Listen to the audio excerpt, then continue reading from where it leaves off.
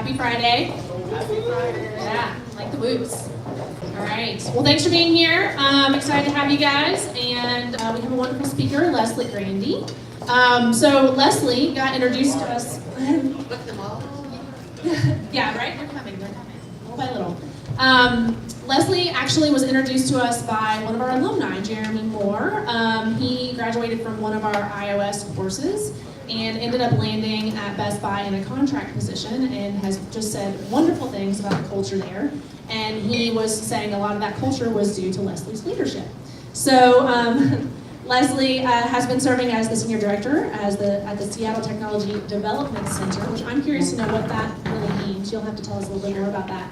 At Best Buy, and so she's going to talk to us a little bit about her own experience as a career changer, and hopefully that will continue to inspire you in your own journey. So thanks for being here. Thank you so much. You guys, you may be comfortable there, but there'll be a video clip in a few minutes, and you probably won't be able to see it as easily from that angle, so just warning you in advance if you have an interest in seeing that. Thank you, everybody, for letting me take your Friday afternoon. I really appreciate being here. And just to answer the question about the Seattle Technology Development Center, Best Buy set up a remote technology office from the corporate center to leverage the amazing talent pool in Seattle for very specific things that we're great at in Seattle, mobile being one of them, cloud being another, voice skills, things like that. So because the pool here is so much richer than in Minneapolis for the diverse type of skills we were looking for, the company invested in building out an office here, and we started the office in 2015. I was the 5th hire, and I just recently left, and when I did, we were at 125 people in that office in 3.5 years. So really a big journey. It's awesome to hear Jeremy say that. I think it took us some growing pains to get to a culture that we ultimately have today, and I'm super proud of that learning curve. But even before that, you know,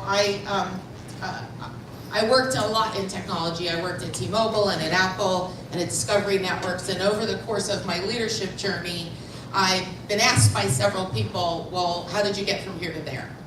That seems to be a big thing, and I'm generally not one of those people who likes to talk a lot about myself. I'll talk a lot, but not usually about myself.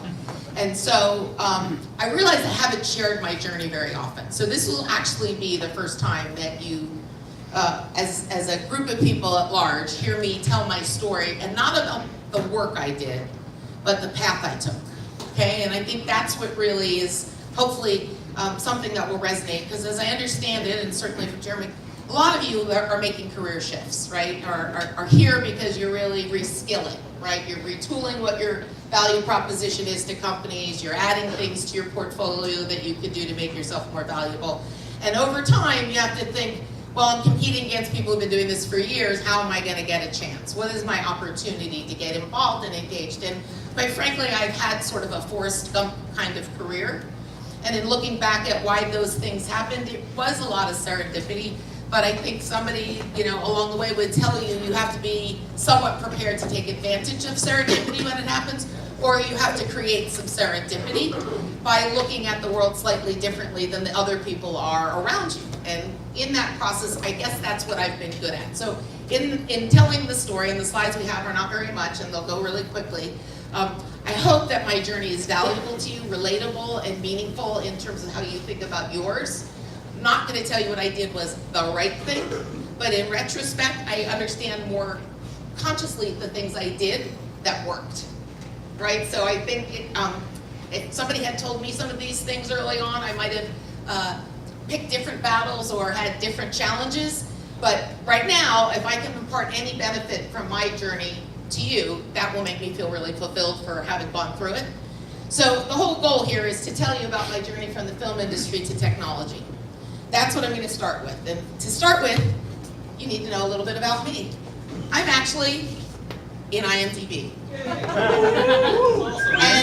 And one of the things that you will learn about me is my entire film career is actually not only a different career, but it's a different identity, because I was pre-marriage.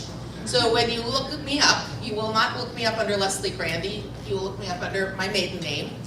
And when I start jobs and I try to lead teams and have them get to know me, I always ask this question in a town hall. there'll be a prize for anyone who can name 2 of the movies that I worked on, and they have to now figure out my maiden name and then figure out that's what they have to search on, and so I always feel like anyone who's super resourceful and can figure it out deserves a prize. But now you're going to learn a little bit about my history. And one of the things that makes you all super special today, aside from being at Code Fellows, is that you're all now 2 degrees of separation from Kevin Bacon. Okay? It's my gift to you for today's time. I was actually, you can go ahead and totally Facebook that. I worked for the woman who produced Tremors. She produced The Abyss. And the very first movie that I worked on with her was The Abyss, and then we worked on a movie called Downtown. The story of my journey into the film industry is that I actually was a film major. I knew when I was in 9th grade I was going to work on film because it was the first thing I won an award for. I won a Public Television Young Filmmakers Award, and I thought, well, that's the world telling me what I should do with the rest of my life. Right? You go follow the things you get rewarded for, and so I went off to film school.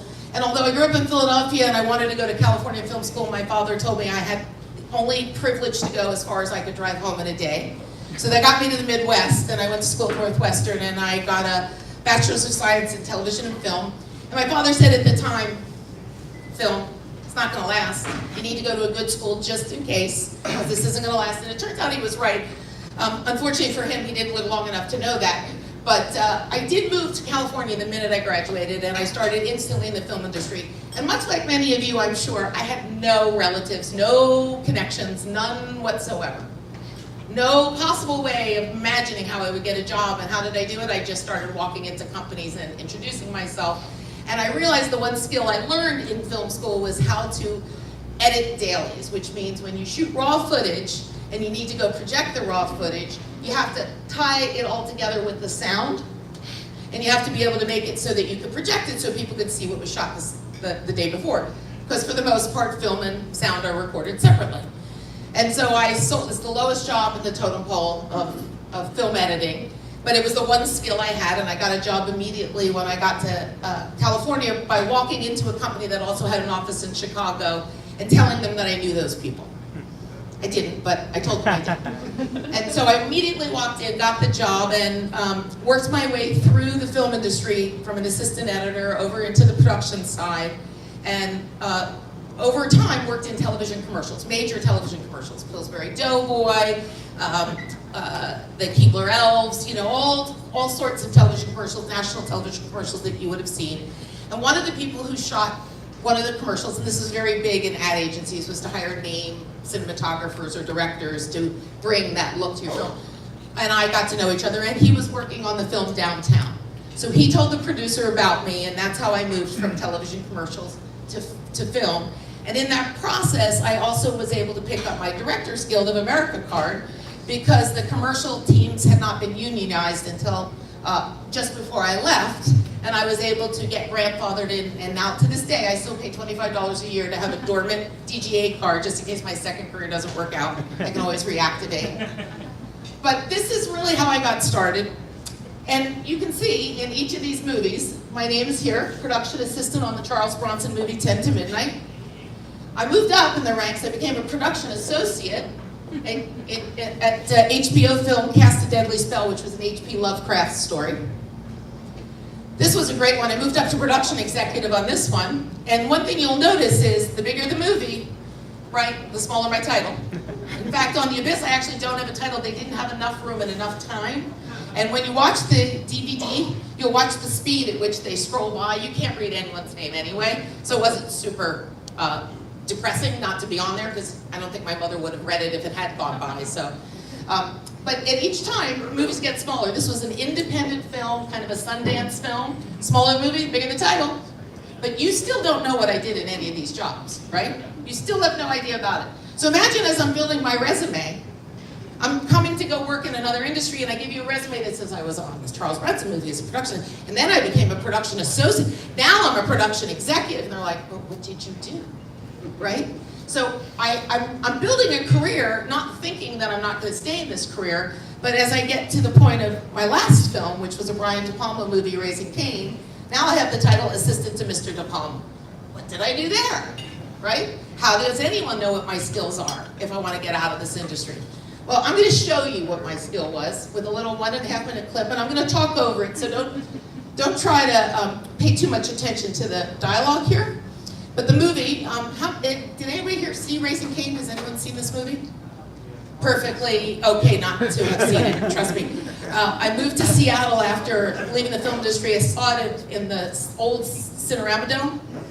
There were 2 other people in the theater and they hissed during the whole movie. So it's totally fine you didn't see it. And when you see this clip, you'll understand why. But I want to show you what I did in this movie because I'm actually on film in this movie, all right? And I'll explain to you in a way that's more relevant after you see the clip. He's such an amazing kid. You've done a great job with him, Karen. So they're driving down the Foothill Freeway on the peninsula, right? And there's a car coming up. I want you to look at the face of the driver in the car. That's me. And then the director says over the walkie-talkie in my car, lick your lips, shake your head, and get the hell out of the shot. I was actually there to hold traffic back because the director did not want to pay to close down the Foothill Expressway. And I was driving at 35 miles an hour behind the camera truck and had a line of traffic coming up my butt. And I had no choice but to keep inching up. And then finally I had to slow down. So now we go a little further into the clip. And he's trying to convince her of something before he kidnaps her daughter, or her son. And you see there I am still. There for the first time, we'll have an opportunity to observe what happens when it happens and precisely monitor the consequences. Well, now I like it. Sorry. Oh, I got the wheel. And I got the wheel right behind you. That's me doing that evasive action. Yeah, exactly. Super exciting. So, how do you all know everything about what I did now, right? You know nothing about what I did. You don't know why I was in that car, you don't know. But I have all these credits, all these verified IMDb credits, and I'm trying to change my career. How did I do it? I did what you did. I went back to school. I realized that every time I got a job interview, it was somebody wanting to know what a best boy did, or what a keep grip did, or what was it like to work with Private Mama. But nobody wanted to hire me because they didn't know what to do with me. They didn't know what my skills were.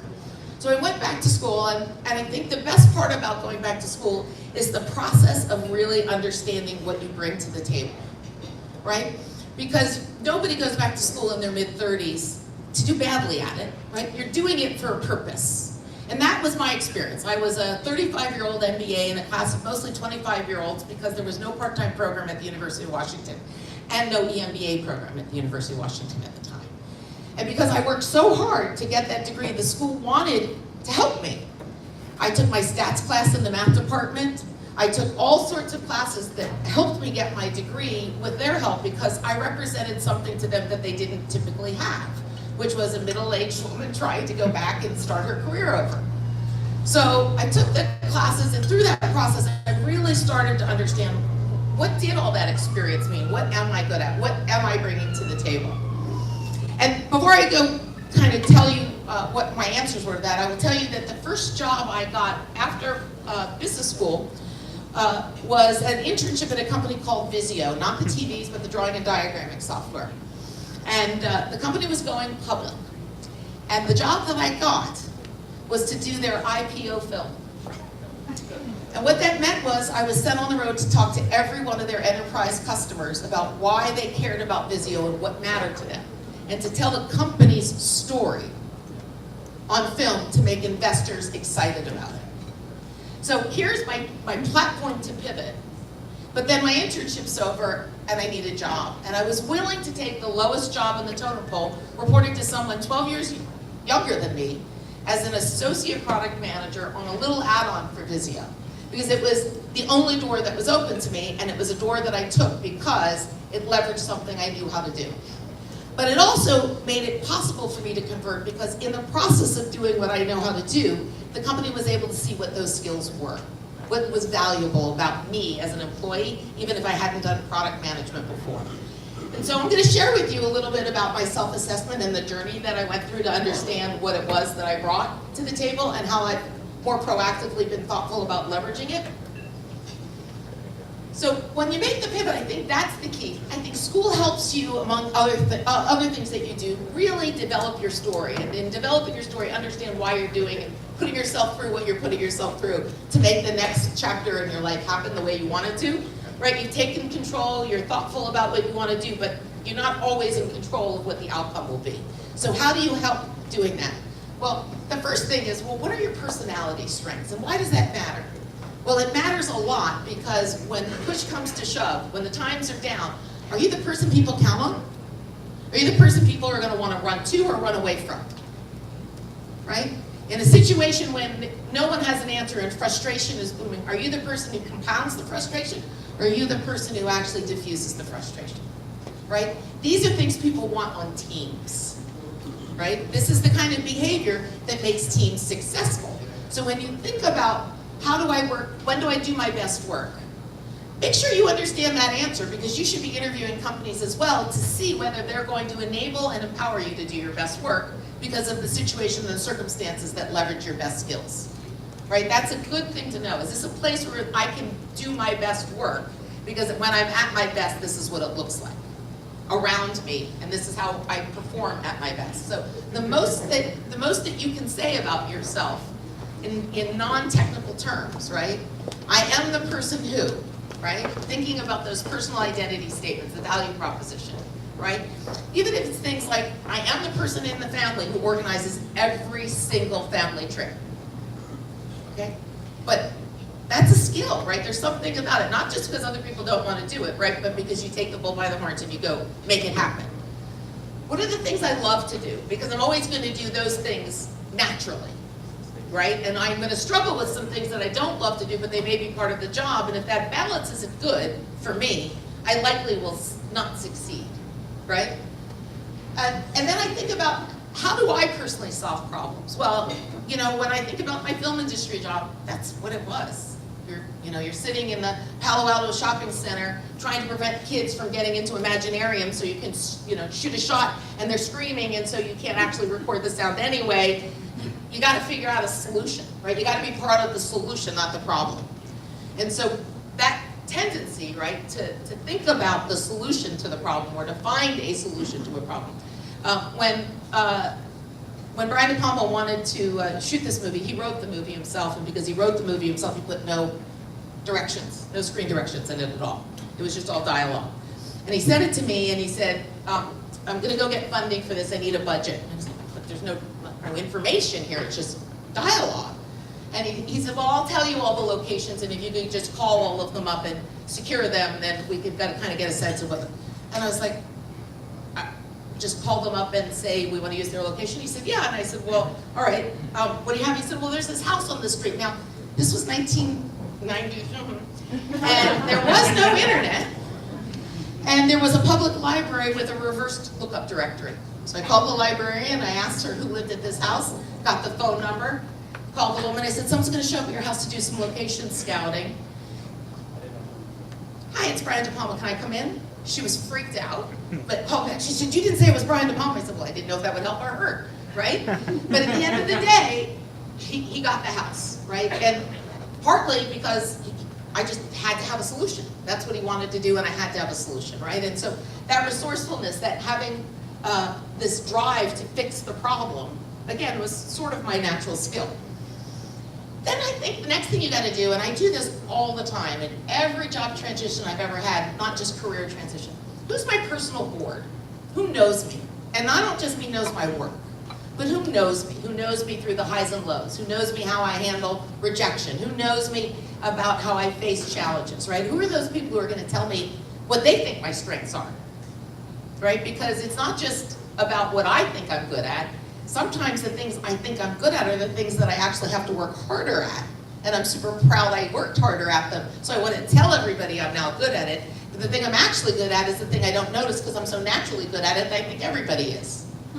Right? So how do you really look at other people's view of you and bring that insight into your own perspective about what you're bringing to the table? And then what are the patterns I see, right? How do I handle feedback? How do I handle change? Are those my strengths or my weaknesses? Because if handling change is not something I'm good at, I do not want to go to work in an environment that is always going to be ambiguous, and part of the job is to try to create clarity out of ambiguity. Probably not the job for somebody who doesn't like change, right? Because in that environment, change is constant. So you have to know those things about yourself, and you have to be able to ask those questions in an interview to see whether or not you will be able to show up as your best self. And those things really matter as much for you to set yourself up for success as for the company to empower you to be successful. So what have I learned about myself? I'm great at marshaling resources. As an assistant director, you don't go to the bathroom until I tell you to, right? Everybody here is an extra. You sit here until I tell you you can go to the That's authoritarian leadership. But what I'm really good at is actually getting a camera person and a costume designer and a lighting director all to come together and have a shared vision of how the set should look, and it's that director's vision. So I could hire 15 different cinematographers and it might look 15 different ways, but I'm actually able to marshal the resources the visionary wants to accomplish what they want to do, because I understand all of those creative talents. I work really well around creative people who need someone to help them mesh with others, right? Who need them to come together to make something that's a bigger whole than anything they bring to the table. That's what it is. You can't make a movie with just a cinematographer or just a costume designer, right?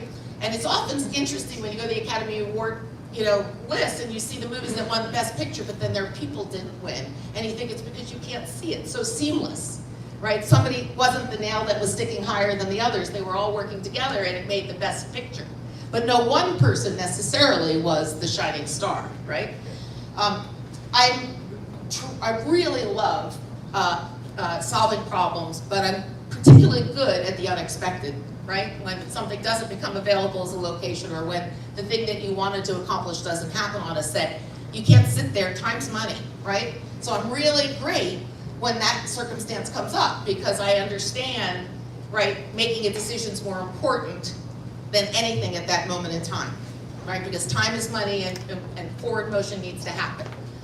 I love diversity in my work. There's nothing similar about The Abyss and Raising Cain. They're just different groups of people every time. Every time I went on a set, what I loved was I got to meet all new people doing a whole new creative process together to have the same eventual outcome, which is a movie people would pay money to go see. I always love that. I love to learn too. I think part of the process of starting in an editor role and moving into assistant directing is because I have this natural tendency to gravitate towards the next new thing that I want to learn and not repeating the thing I've done well. That's knowing about me. None of this is judgment for me or for you. You could be completely opposite, but then you would gravitate to jobs, or you should gravitate to jobs where you can be successful and that works for you to be the best you can be. I've taken companies over the years I've worked with, they love personality tests, so I know every version of my personality. But part of business school was to do it as well, and to really understand, as part of a management training, what your style is, and so that you work sometimes into your strengths and sometimes against your flat sides, and you know how to hire what you're not great at, or how, when you operate in a certain way, what you need around you to operate effectively if you're hiring. So knowing you're an ENTJ, and then I've taken strength finders, and none of this should sound surprising if you understand the job I told you I had, right?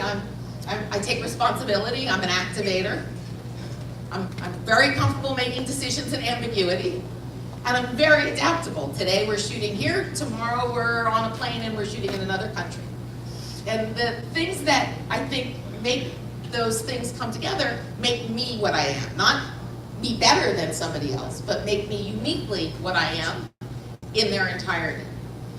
So as you think about, like, what do I do with that knowledge now? Well, the thing is, you want to proactively leverage your strengths. You cannot leave it up to your employer to figure out how your strengths relate to what they're doing. You cannot do that. You must understand why those are important traits for that business at that time. So while you're being interviewed, you need to get that information so that you can then, in your answers, in your positioning, in your value proposition, explain what you bring to the table that isn't about your coding skills, right? Because the team member part is that. I could get two people with two similar HackerRank scores with two completely different personalities, and they would have widely different impacts on my team. Widely different impacts on my team. So to think about really understanding what it is and putting it out there, what I'm bringing to the table is. And you know, in the team we had at Best Buy, we had somebody who was a professional baker and someone who was a professional chef before they came. And one of the things that was so great about them is they had a career where they really understood how to build quality and excellence in that career, and they persisted in it. And I give them a lot of credit because what it shows them is their attention to detail and the things that they were taught, right, about customer service, because you don't just bake to eat yourself, right? So understanding what those things bring you in the person is your job to tell the employer, because the employer might not know to probe or might not know what really is kind of your platform for success.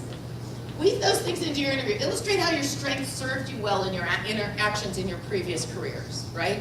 Because again, when you're recruiting a team, if all things are equal, you want the people that you want to work with in the trenches to be the people that work the way you expect them to work, right? Not just the best way, but the way that they show up is what you expected them to do when you hired them, right? And so being upfront about that is going to make you happier in the cultures that you find yourself, because you'll know you can be your most successful. And I think one of the other things is bundle a couple of your strengths into kind of a new talent, right? This is where I can be really helpful to you because I do this and this. If you're in this particular stage of development, I can bring this to the table to help you move through that. I'm really the one who's comfortable with ambiguity, more so than my peers might be. So you might want me out in front with your product and design teams during that fuzzy front end work, because I might help translate for the other engineers, right, what it is that we're trying to accomplish, because I was comfortable during that discovery process, more so than a lot of engineers who really want to be very clear-cut about what it is they're developing. I'm not that, I'm the person who really likes it up there, right? And if that company appreciates that, right, you've now created an opportunity that may differentiate you from other developers, right? So thinking about bundling that stuff together into unique talent is an option. And then understand the downsides. One of the best parts about taking those personality tests, and I'm never an advocate for them, so do not take this comment as that. But one of the best things about it is when you really look at them, they're not just telling you what you are, they tell you what you're not, right? They tell you what you don't like doing. They tell you the things that really don't show your best self, right? They tell you, like, for me, I have to understand my comfort with intuition is not the same as other people's, right? And so when I'm getting impatient with someone who's being more deliberate, I have to know that's my shortcoming, right? I have to know that. And so to be better at my job, I can't just accept it as a shortcoming, right? I have to work with it, not so much to turn it into a talent, but to let someone else thrive who's on my team. So being able to know those and avoiding entering a situation where you let that weakness lead you, as opposed to you manage it in a way that allows other people's strengths to shine. That's a super important thing. So what do my careers have in common when I think about this? Again, how did I take my thinking around what I did well and how did I translate those into my jobs? Well, large groups of creative, talented craftspeople and makers combine their skills to make something valuable for people. That's the same in software development and film production. In fact, my very first job at Vizio, one of the things one of the founders said to me is, if we were to run Vizio like a movie studio, what do you think would be different? Like, there's enough similarity, right, around the idea that the sum of the parts is the art, not any one person on the team, right? And so the idea that I like to be in the center of that is a real aha. And the real aha of that is I actually thought in my first career I was going to be one of those creative people. So it took a lot for me to realize I didn't actually have the creative talent. My talent was marginally people with creative talent. And that was the big aha for me, right? Is that I wanted so desperately to go into the creative arts as a child, and I thought that my pursuit of the film industry was going to fulfill that. But what I found is I'm actually more talented in this role. And this is the thing I'm actually uniquely talented at in some cases, because I know which creative people to put together. It's not just that I can put creative people together, but for this type of film noir or this type of rom-com, I knew, right, what creative recipe to use to get that result. It's the same thing in software development, right? How you field that team and make sure that your strengths and weaknesses are covered isn't about fielding all of the same people. It's about knowing the chemistry that you're going to get when you bring all of the talent together. That just happened to be the aha for me, is that's the same thing. Time is money, as I said, and labor is the highest cost of goods. In the film industry, it's true in software development, right? If people are not good at making decisions, or are not good at coming to clarity from ambiguity quickly, the clock runs, the bills still have to get paid, and you don't actually get the ROI that you had hoped for from the initial investment. So super comfortable with that pressure of time is money. I've worked with it. It's something not a lot of people are comfortable with. So it could be an asset in the right job. And problems don't always have obvious solutions. I think the comfort that I have in not picking the only answer, but picking the best answer at that moment in time with what I know and the need to move things forward is something, again, I'm okay with. I know I could be smarter if I took more time, but I also know what could happen and what the cost of taking more time could be. So to be comfortable walking that tightrope is a value to people, especially in management. And then my last one is, this is true, great resilience wins the day. I didn't make a career out of relative and connections that I had in the film industry. I showed up at a door and I told people something about myself that I would do.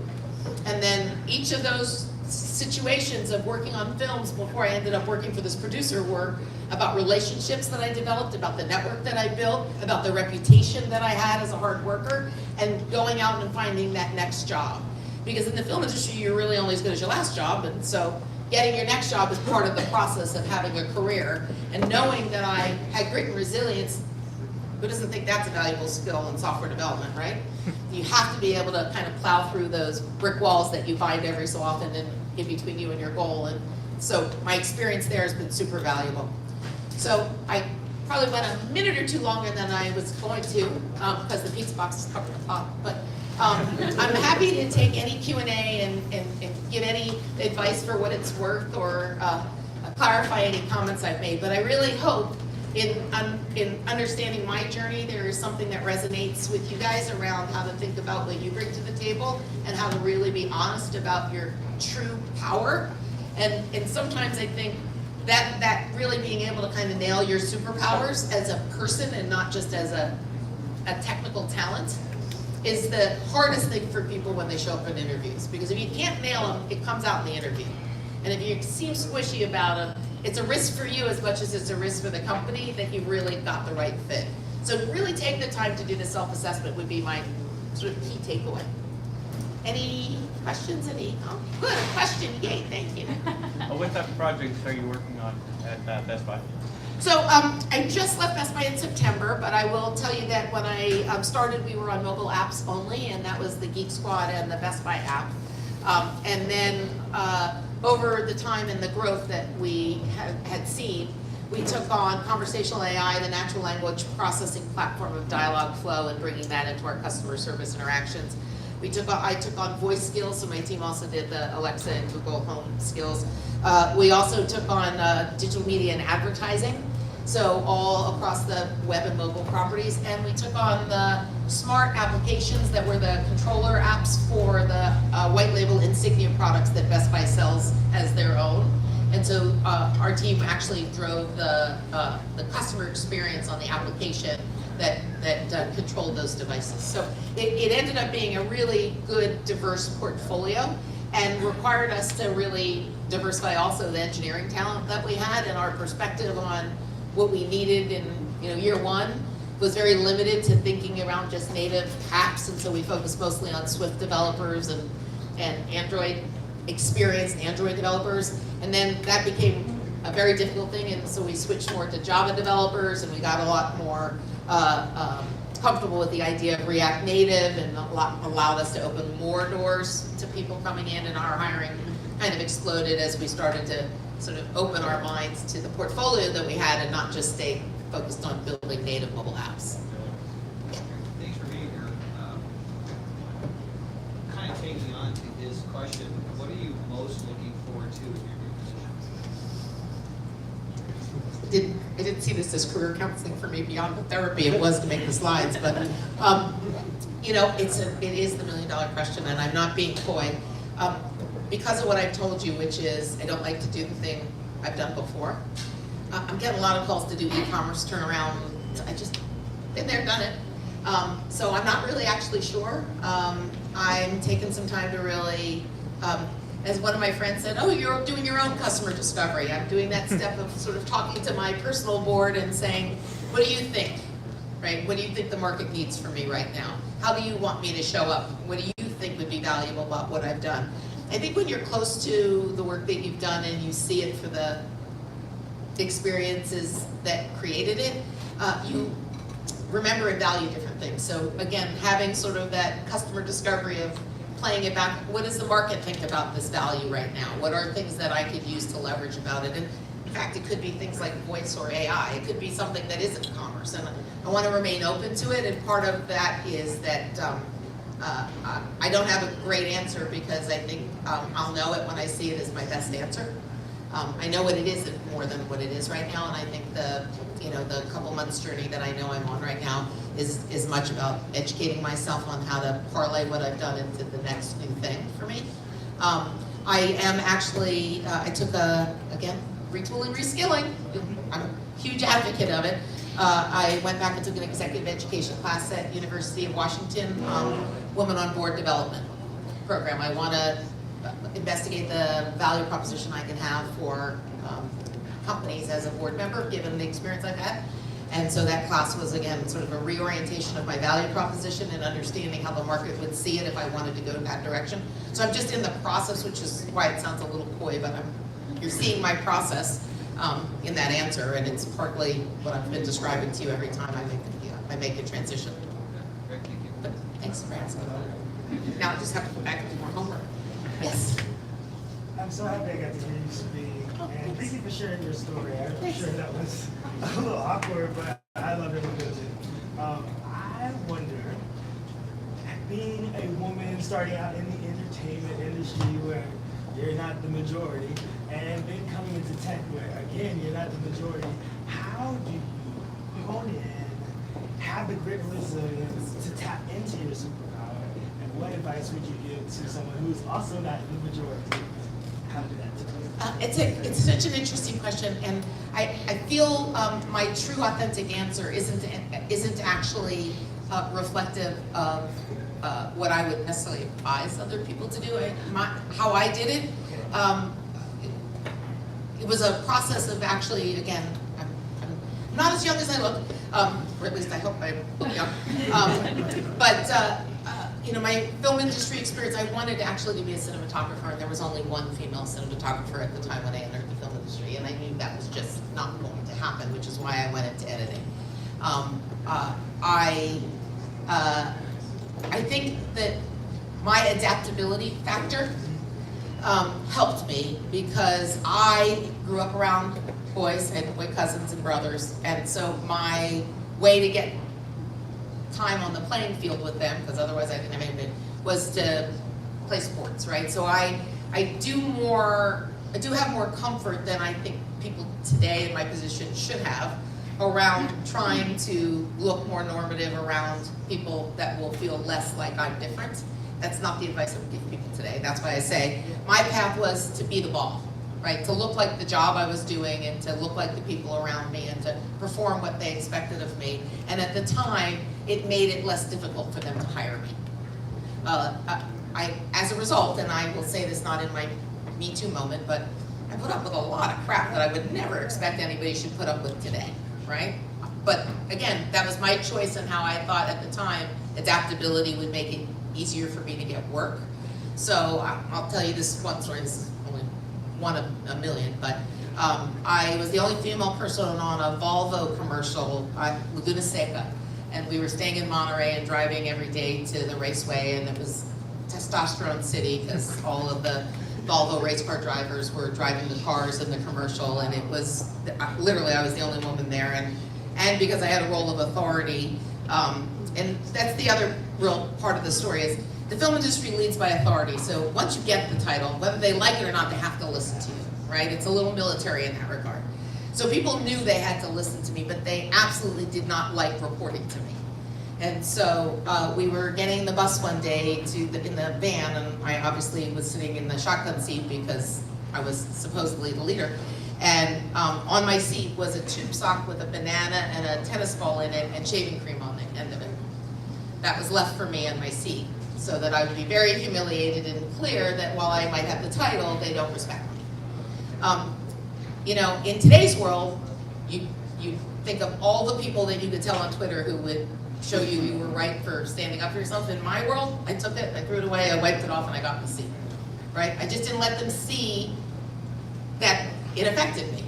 Again, I look at what I did in that period of time because there weren't a lot of role models telling me to do it a different way, and there weren't a lot of people who really had a lot invested in me being successful in my career. So the more normative I was, like the more they, and that came from having brothers. That's what I would do if my brother did that to me, right? I would act like he didn't get me because that was the advice my mother gave me since I was a little kid. Well, don't show him that he's bothering you, right? And so that's how I made it. So as I think about making the pivot, now fasting forward into the tech world, Visio was an amazing company to work for. It was the dream job that I could have ever imagined. And they invested in executive coaching, and in that process, I got a lot more aware, right, of the need to be earning people's respect, not by being normative, right, but by showing leadership and helping them feel better about it. And I think adapting from an authoritarian leadership style to a more flexible leadership style and working in technology was that little extra sort of role model experience that I didn't have in the earlier career, and that person sort of sitting on my shoulder in the early going saying, you need to be authentic, but you also need to be, right, you also being a leader people want to follow, not just because of your title.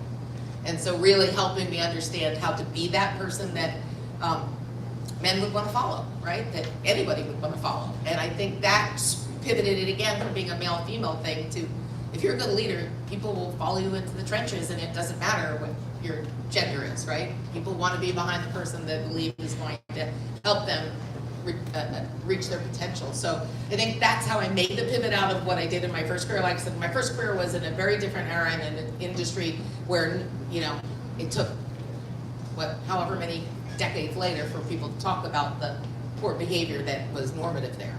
But if it bothered me, I wouldn't have had a career. So I had to show it in a different way. Hopefully that's, Thank you for sharing. hopefully that's, again, I'm not super proud of it because I know what I would say today and what I've become today as a leader doesn't really reflect on what that experience or learning was. But it makes you who you are. Any other questions, anything, advice, help, comments, anything? Yeah. Hi, my name is Erin, and I echo the same sentiment as the people here. Really appreciate you sharing your story. Sure. Love it. I understand that your background has product management, maybe development experience. I come from a marketing experience, and I was just curious, besides maybe taking some courses, what are some good ways to get MVP experience so that we know we truly love it before we invest too much time and money? That's such a great question. Probably almost a talk in itself, right? I love that question. So I'm going to give you a my story version of it to stay true to this one, but I think there's a bigger questionnaire we can talk afterwards about how to think about it. I got lucky because at Visio, as I moved my way up, before Visio was bought by Microsoft, they bought a network discovery tool, and they bought application development tools.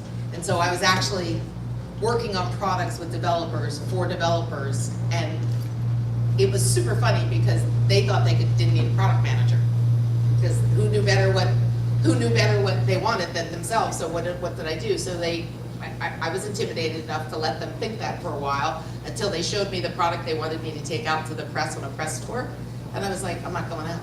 And they're like, why? I'm like, because I don't know how to explain what you just said. And they're like, oh, well, it's business tech. I'm like, no.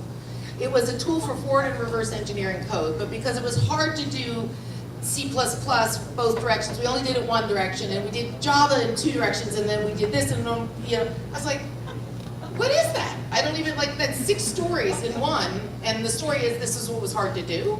I'm like, that's not a product. It's like, that doesn't make a product. And so in the process of really learning, I really use if you're going to make me be a spokesperson for why somebody should care about this, I should be able to say it in one sentence. I should be able to say it, and those people should be able to recognize themselves in that sentence. But what you build, who's gonna use that? Tell me who that is, right? And they're like, well, it was all we could do in the deadline you gave us. I'm like, okay, but that's not how you make a product, right? You have to know how you're going to be able to sell that product and how the person recognizes the value of that product by actually having a complete story that can be said in one to two sentences. But the explanation of why you didn't do both was, it was hard and this is all we could get done. It doesn't make, for an MVP. And so I think in learning in that moment, right, with the developer who thought they knew better than I did, I realized it was my reputation on the line because I was the face of it. And ultimately, they didn't want me to fail. They didn't want me to go out and have a hard time selling it. So they took the advice because they realized I was between them and the customer, and they needed to take that to heart. And so it wasn't me saying I know better. I'm just saying I can't do that, right? That's not something I can do well by you. And so it helped them, I think, to appreciate that the partnership was there to actually promote their work and to make them successful. And what good is it if nobody's going to buy it? And so I think getting to that MVP is partly getting to that crystal nugget of what's the 1 to 2 sentences that you could see in a press release that would make people go, oh, I totally get why I would buy that, or why I would use that. Anything else? Anything? Well, I am so grateful and humble to be in front of people who are doing what you're doing because, again, I've been there and I know the journey personally is something that you guys all have in your own control. And so I'm really super anxious to hear where you all take your careers at this point and wish you really the best of luck. And thank you.